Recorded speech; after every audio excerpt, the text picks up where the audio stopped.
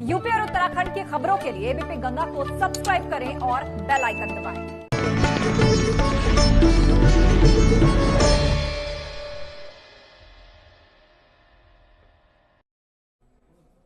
नमस्कार, स्वागत है आपका। उत्तराखंड प्राइम देख रहे हैं आप। मैं हूं आपके साथ आस्था कौशिक। एक कहावत है, जाको राखे साइया मार सके ना कोई। ये कहावत खटीमा इलाके के चकरपुर में सही साबित हुई है। सड़क किनारे खड़े जिला पंचायत सदस्य के पति प्रकाश पांडे को एक कार ने जोरदार टक्कर मार दी। इस हादसे में उनके पैर की हड्डी टूट गई, लेकिन इस भीषण हादसे के बाद भी ये शख्स बच गया। आप तस्वीरें देखकर अंदाजा लगाइए कितना भयानक ये एक्सीडेंट था। ऐसा लगा जब ये कार की टक्कर हुई तो यहां खड़े होने वाला शख्स अब नहीं बचेगा, लेकिन हड्डी जरूर टूटी पर जान बच गई। ये सीसीटीवी फुटेज है जिसमें रफ्तार का कहर आप देख सकते हैं। कार ने जबरदस्त टक्कर मारी है एक शख्स को, लेकिन टक्कर के बाद भी ये शख्स बच गया। आप देखिए, 4 लोग खड़े बात कर रहे हैं। एक शख्स जिसने लाल रंग का स्कार्फ या कह लीजिए गमछा, मास्क पहना हुआ है। तेज रफ्तार कार आती उड़ाते हुए चली जाती है। ये तीनों हक्के बक्के रह जाते हैं। हर कोई सन्न, किसी को अंदाजा नहीं था कि इस शख्स के साथ क्या हुआ होगा, ये बचा भी होगा कि नहीं, लेकिन शख्स की जान बच गई। बात अब देहरादून की करते हैं, जहां अब इलेक्ट्रिक बसों में सफर का लुत्फ लोग उठा सकेंगे। इलेक्ट्रिक बसेस का ट्रायल हो गया है और अब जल्द ही इलेक्ट्रिक बसें दून की सड़कों पर दौड़ती हुई दिखाई देंगी।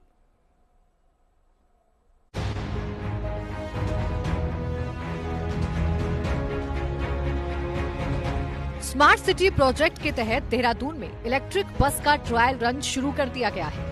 आने वाले दिनों में ऐसी ही और हाईटेक बसें दून की सड़कों पर दौड़ती दिखाई देंगी। मुख्यमंत्री आवास से ट्रायल रन की शुरुआत हुई। मुख्यमंत्री ने कहा कि पर्यावरण की दृष्टि से ये अच्छी शुरुआत है।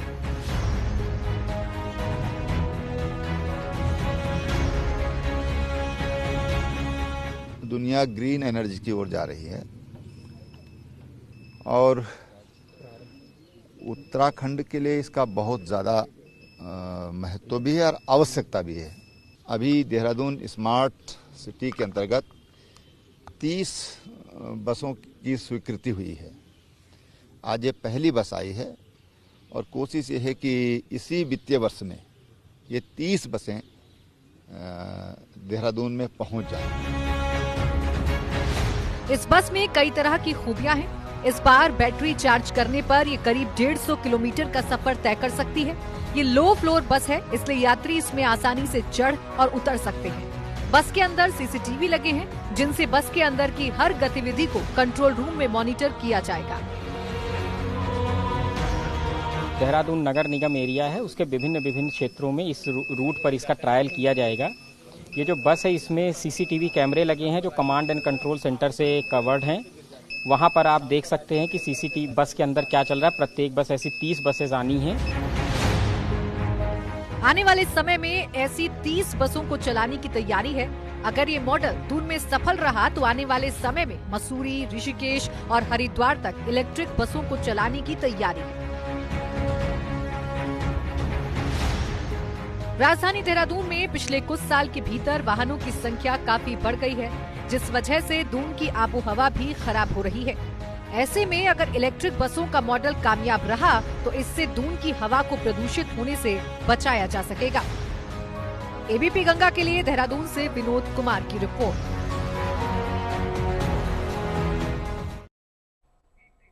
तो पर्यावरण को ध्यान में रखते हुए ये बसें बेशक जरूरी हैं, लेकिन लोगों के जहन में एक सवाल जरूर आ रहा होगा कि फ्यूल की बचत होगी। इलेक्ट्रॉनिक फ्यूल अगर इस्तेमाल हो रहा है तो क्या किरायों में भी लोगों को रियायत मिलेगी? ये एक बड़ा सवाल है।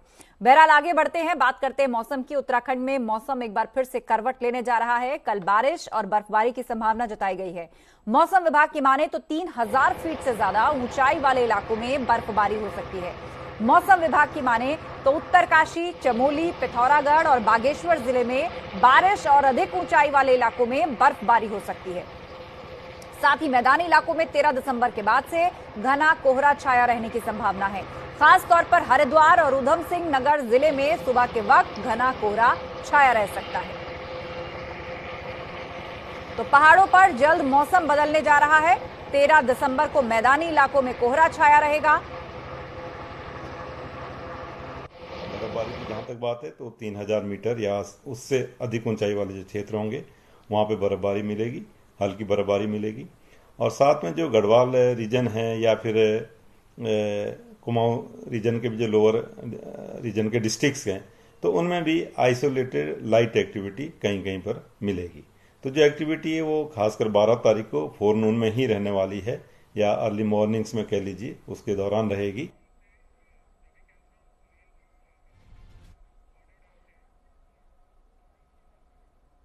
और इस वक्त हमारे साथ देहरादून से दो रिपोर्टर्स जुड़ रहे हैं। विनोद कुमार हमारे साथ हैं और मसूरी से सुनील सोनकर। देखिए, पहाड़ और मैदान जिनकी बात चल रही है, मौसम विभाग ने जो संभावना जताई है, तो सबसे पहले आपको लिए चलते हैं मसूरी से सुनील सोनकर के पास। सुनील, स्नोफॉल होने वाला है, तैयार हो जाएं। मतलब जो उत्तराखंड की सर्दी और बर्फबारी जिसकी तस्वीरें हर साल देखते हैं, अब उसकी शुरुआत होने जा रही है। फिलहाल आप कुछ परिवर्तन या ठंड देख पा रहे, महसूस कर पा रहे हैं वहां पर? देखिए, जिस तरीके से करवट बदलने जा रहा है, मसूरी में भी बदल रहा है। देर शाम को यहाँ पर ठंड ने दस्तक दे दी है। जिस तरीके से कल बारिश है, उस साफ अंदाजा लगाया जा रहा है कि पहाड़ वाले क्षेत्रों में यहाँ पर बर्फबारी होगी। यहाँ पर बारिश हुई पर मसूरी के जो आसपास नौली, परी टिब्बा के क्षेत्रों में बर्फबारी भी हुई और अगर दुर्घटना यदि करी तो वहाँ पर अच्छी खासी बर्फ हुई। शुरुआत यहाँ पर हो और तरीके से 3 दिन का पर बदलने की बात विभाग कही है, तो उससे साफ तौर लगाया जा रहा है कि मौसम और एक बार जो बर्फबारी वो मसूरी और आसपास के क्षेत्रों में भी होने की संभावना है। इसको लेकर लोगों में काफी उत्साह है। खासकर पर्यटकों की बात करें तो कहना है कि मौसम अपने आप में काफी सुहावना, अगर यहाँ पर बर्फबारी हो जाए और उनके लिए ये सोने पे वाकई। सुनील, आप जिस तरह से बता रहे हैं कि ठंड महसूस होनी शुरू हो गई है, ठंडी हवाएं चल रही हैं और अगर बर्फबारी हो जाए तो सैलानी जो वहां पर पहुंचे घूमने के लिए सुहावने मौसम के साथ सोने पर सुहावना हो जाएगा, स्नोफॉल भी देखने को मिल जाएगी। मैदान में किस तरह का हाल है, उस पर विनोद कुमार हमारे साथ हैं देहरादून से। विनोद, यहां भी 2 दिन बाद से कोहरे की संभावना है। माफ कीजिए, रवि कैंतुरा हमारे साथ हैं। रवि, बताइएगा, यहां पर भी 2 दिन बाद कह रहा है मौसम विभाग की कोहरे की शुरुआत हो जाएगी। बिल्कुल बिल्कुल आस्था, देखिए जिस तरीके से लगातार मौसम की जो करवट है उत्तराखंड में हम देख रहे हैं, तो पहाड़ी इलाकों में और जो बहुत ज़्यादा जो ऊंचाई वाले इलाके हैं वहाँ पर बर्फबारी का सिलसिला भी जारी है। और इसके साथ ही जहाँ तक मैदानी इलाकों की बात है तो 12 तारीख कल का जो दिन है बारिश और बर्फबारी के अलर्ट के बाद 13 तारीख से लगातार जो है जो घना कोहरा है वो सुबह के वक्त पर मैदानी इलाकों में छाया रहेगा। और ऐसे में जो है मौसम विभाग ने जो सुबह जो वाहन चालक हैं उनको भी एहतियात बरतने के निर्देश दिए हैं। उनको एहतियात बरतने के लिए, सतर्क रहने के लिए जो उन्होंने सलाह दी है। और मैं अभी अगर देहरादून की बात करूं तो अभी ज्यादा ठंड तो नहीं है, लेकिन धीरे धीरे जिस तरीके की सुगबुगाहट है, मौसम विभाग ने कहा है कि आज रात से ही मौसम अचानक से बदल जाएगा और उसके बाद बर्फबारी और बारिश। जी हाँ, बिल्कुल। मौसम विभाग ने साफ कह दिया है कि 13 दिसंबर के बाद से मैदानी इलाकों में जो है वो कोहरा दिखाई देने लगेगा। रवि, जानकारी के साथ साथ आप तस्वीरें भी दिखाइए आसपास। फिलहाल देहरादून में कैसा मौसम है? बिल्कुल आस्था, अगर मैं देहरादून के मौसम की बात करूं तो बहुत अच्छा मौसम है, सुहाना मौसम है। लेकिन धीरे धीरे जो है ठंड में जिस तरीके से बढ़ोतरी हुई है और जो खासतौर पर जो न्यूनतम जो रात के तापमान है उनमें काफ़ी गिरावट भी दर्ज की गई है। और अगर आप मेरे आसपास भी देखेंगे तो खासतौर पर जो चाय की दुकानें हैं और उन तमाम जगहों पर लोग रहते हैं और चाय की चुस्कियाँ लेते हैं, उसका आनंद लेते हैं। मौसम अभी बहुत सुहाना है। हालांकि कल से मौसम ज़रूर बदल जाएगा और ठंड में ज़रूर इजाफा होगा। लेकिन अगर आप देहरादून में अगर नज़ारे देखेंगे तो लोग अधिकतर जो है चाय की दुकानों पर, खासतौर पर जो शाम का वक्त है वहाँ पर रहते हैं। उनसे मैं बात भी कर लेता हूँ। सर, आप कहाँ से आए? बिहार से आए। आप अगर मौसम की बात करें, आप बिहार से आपने बताया, तो यहाँ पर कैसा मौसम है? बिहार में ज़्यादा ठंड है, यहाँ पर? बिहार में ज़्यादा ठंड है। आप यहाँ पर आए हैं, कैसा लग रहा है यहाँ का? बहुत अच्छा लग रहा है। बिहार में इसे ज़्यादा ठंडी है, यहाँ का मौसम बहुत अच्छा है अभी। तो आस्था, अगर बात करें तो काफ़ी लोग जो है बाहर से भी यहाँ पर आए हैं। जिस तरीके से मैं बता ही रहा हूँ कि लोग चाय का आनंद भी ले रहे हैं। और अगर हम और लोगों से बात करें जो देहरादून के लोग हैं, उनसे बात करने की कोशिश करेंगे। भाई साहब, आप बताइए, आप देहरादून से ही हैं और कितनी ठंड इस बार देखने को मिल रही है? देखिए, देहरादून में काफ़ी ठंड देखने को मिल रही है। और अभी मैं कल ही जो है पहाड़ से आया था, तो कल पहाड़ में मौसम भी काफ़ी ख़राब सा था और सुबह मीडिया चैनल्स के थ्रू ही पता चला हमें कि देहरादून का मौसम भी ख़राब हो रहा है। और उम्मीद करते हैं कि ये मौसम जो जल्दी से ठीक हो जाए। और अभी पहाड़ी इलाकों में बर्फबारी होनी है, तो उम्मीद करें कि जल्दी से वो हो और फिर धूप खिले। जी आस्था।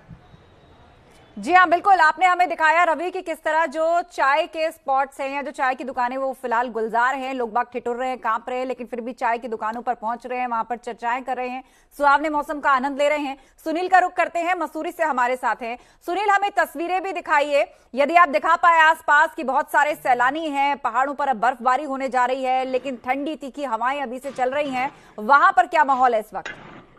जी देखिए, की बात करी जाए तो यहाँ पर ठंड ने दस्तक दे दी है, क्योंकि हम इस समय रोड में सेटअप तो नहीं है, पर मैं अपने कैमरामैन चाहूंगा कि वो दिखाए इस तरीके से यहाँ पर माल रोड में जो लोग हैं वो यहाँ पर पहने हुए नजर आ रहे हैं। ये माल रोड है और जब जो ठंड बढ़ गई है तो ऐसे लोग माल रोड में उनको पूरी उम्मीद है वो बर्फ का दीदार करेंगे। मेरे पीछे आप देख सकते हैं हवा भी चल रहा है, लोग गरीब और मजदूर तबका वो चलाओ में कहीं ना ठंड से बचने की कोशिश कर रहा है। तो कोशिश ये की जा रही है कि जो प्रशासन है वो भी ठंड को देखते काफी अलर्ट है। उनका ये कहना है कि जो मजदूर वर्ग है उनको किसी प्रकार की दिक्कत ना हो। फिलहाल बर्फबारी का इंतजार कर रहे हैं। कहना है कि अगर मसूरी में नए साल का जश्न है, ऐसे में भी लगातार बढ़ रही है और अगर नए साल समय पे बर्फबारी होती है तो गुना होगा और यहाँ के व्यापार में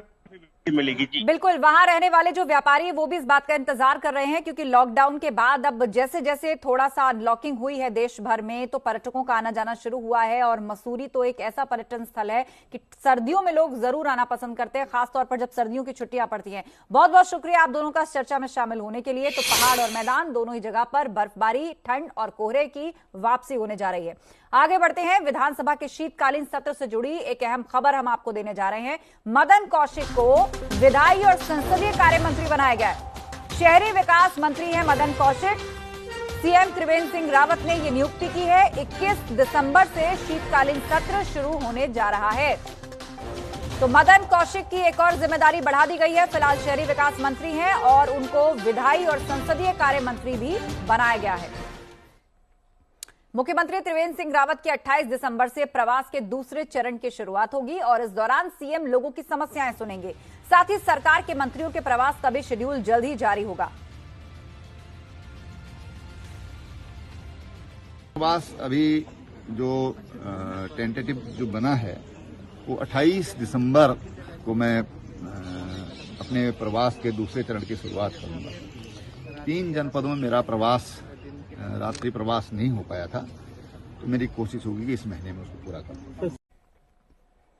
उधर कॉर्बेट टाइगर रिजर्व में ज्यादातर पर्यटक बाघ देखने के लिए आते हैं, लेकिन कई बार बाघ न दिखने पर उनको मायूस होकर लौटना पड़ता है। सैलानियों को मायूस न लौटना पड़े, इसके लिए सैलानी कॉर्बेट के कोट द्वार गेट से बफर जोन के पाखरों में सफारी का लुत्फ उठा सकेंगे।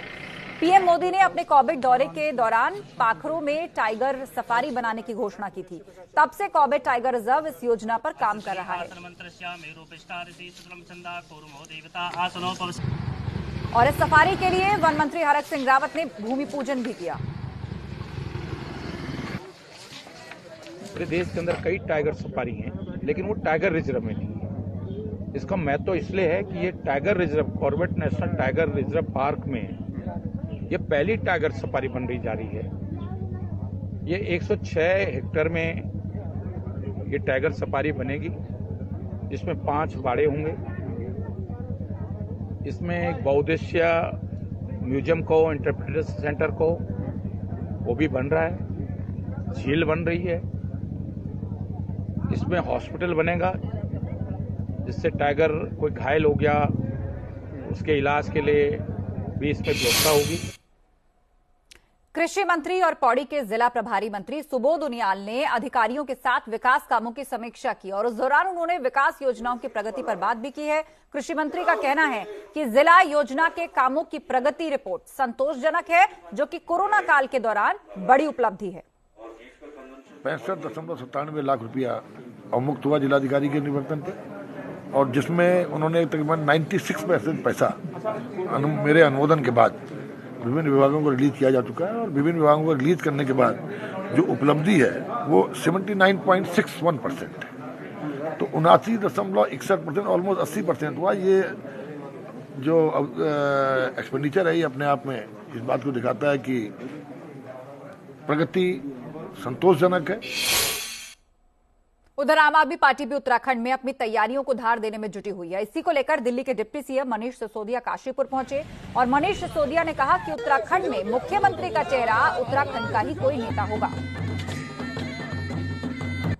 कार्यकर्ताओं में, आम आदमी पार्टी के कार्यकर्ताओं में उत्साह है, वो देखते ही बनता है, वो बताता है कि उत्तराखंड के जनमानस में क्या चल रहा है। लेकिन अभी मैं ये जो मेरी यात्रा है, अभी कैंचीधाम आश्रम की यात्रा है, मैं वहां जाऊंगा, वहां पर प्रार्थना करूंगा, ध्यान करूंगा और मेरी ख्वाहिश है कि उत्तराखंड के लोगों की, देश के लोगों की समृद्धि के लिए कैंचीधाम से आशीर्वाद लूं। सर, मुख्यमंत्री का चेहरा कौन रहेगा अगर पार्टी सत्ता में आती है तो?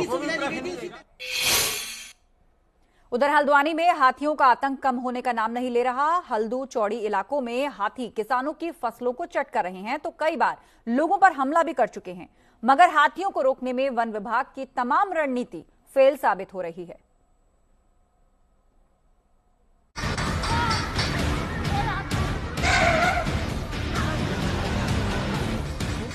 हल्द्वानी के हल्दू चौड़ी इलाके में हाथियों का आतंक। हरिपुर इलाके में एक गजराज घुस आया है, जिसे भगाने के लिए लोग शोर मचा रहे हैं।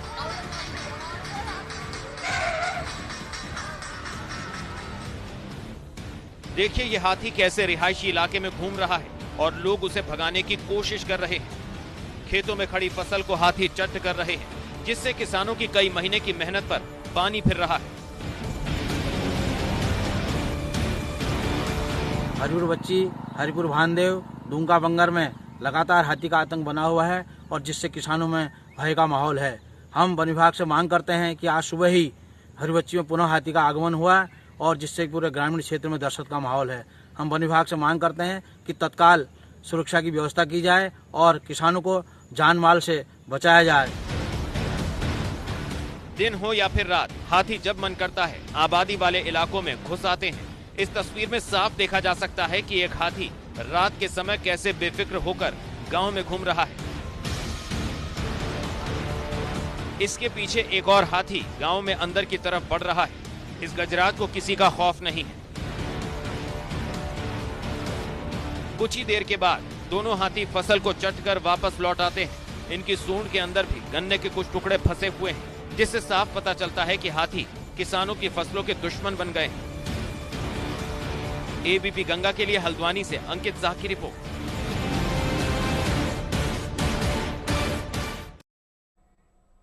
वक्त एक ब्रेक का हो चला है, फौरन होंगे हाजिर, कहीं मत जाइएगा।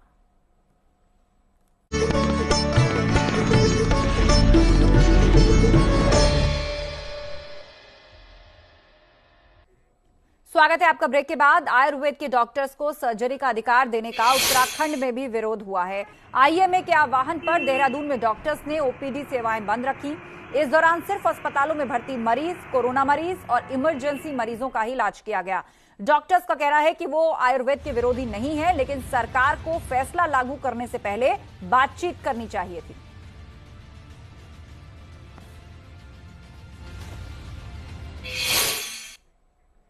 देहरादून में फर्जी पावर ऑफ अटॉर्नी के जरिए ठगी करने वाले एक शख्स को पुलिस ने गिरफ्तार कर लिया है। आरोप है कि इसने फर्जी रजिस्ट्री करवाकर 5 करोड़ रुपए की धोखाधड़ी की है। आरोपी को दून पुलिस ने 1.5 साल बाद गिरफ्तार किया। पिछले 1.5 सालों से आरोपी मोहन लाल पुलिस को चकमा देकर अलग अलग स्थानों पर नाम बदल कर रह रहा था। आरोपी ने फर्जी पावर ऑफ अटॉर्नी के आधार पर राजपुर स्थित 32 बीघा जमीन को अपना बताया और 12 करोड़ की 2 रजिस्ट्रियां करवाकर ग्राहक से 5 करोड़ रुपए हड़प कर फरार हो गया।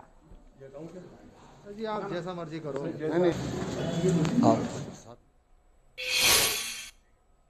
वहीं पिथौरागढ़ में एक तरफ स्वास्थ्य सेवाएं बदहाल हैं, इन सब के बीच स्वास्थ्य कर्मी अपनी ड्यूटी करने को तैयार नहीं। जिला मुख्यालय से महज 26 किलोमीटर दूरी पर मौजूद सामुदायिक स्वास्थ्य केंद्र कनाची लीना में हालात खराब हो गए हैं। कई स्वास्थ्य कर्मी अपनी तैनाती स्थल पर सेवा नहीं दे रहे। अस्पताल में अलग अलग पदों पर 12 स्वास्थ्य कर्मी तैनात हैं, मगर ये कर्मचारी कनाली चीना में मौजूद नहीं है। इतना ही नहीं, इनका वेतन भी सामुदायिक स्वास्थ्य केंद्र कनाली चीना से रिलीज हो रहा है। चीना से जो प्रतिनिधिमंडल आया था, उन्होंने बताया कि काफी लोग यहाँ अटैच हैं करके कुछ पिछले विगत सालों से, तो उनको यहाँ से तुरंत कारमुक्त किया जा रहा है, वो कनाली छिन्ना में सेवाएं ले सकें, ताकि वहाँ की सीमा भी सुदृढ़ हो सकें। जो कुछ जरूरी कर्मचारियों की, 1-2 कर्मचारियों की हमें कोविड में आवश्यकता थी, जनप्रतिनिधियों को बताया गया है कि इनको कुछ दिन बाद रिलीव कर देंगे। हरिद्वार कुंभ का स्वरूप इस बार कैसा होगा ये अभी साफ नहीं है, मगर हरिद्वार में योजनाएं लॉन्च करने में प्रशासन कोई कसर नहीं छोड़ रहा। कुंभ को देखते हुए शहर में कई द्वार बनाए जा रहे हैं। इन द्वारों को भव्य रूप देने की कोशिश हो रही है। इस द्वार को ऐसा लुक दिया जा रहा है कि इस पर सनातन संस्कृति की झलक नजर आएगी। ये 4-5 जगहों पे ये काम चल रहा है। एक तो हर की पैड़ी पे आप जानते हैं कि सीसीआर के बगल से जो हम एंट्री लेते हैं हर की पैड़ी की तरफ, वहां पे एक द्वार बन रहा है। एक हाथी पुल की ओर एक द्वार बन रहा है। एक हर की पैड़ी के चौकी के आसपास वाले इलाके में भी एक प्रोजेक्ट है, इसके तहत द्वार बन रहा है। अब बस अड्डे के द्वार भी आपने देखे होंगे। तो एक डेफिनेशन मिलती है जहां पे हम आते हैं उसको, साथ ही साथ एक खूबसूरती मिलती है, एक अच्छा गेटअप पूरा इलाके का आता है। इसी के साथ इस बुलेटिन में बस इतना ही। आगे की खबरों के लिए जुड़े रहिए एबीपी गंगा के साथ। नमस्कार।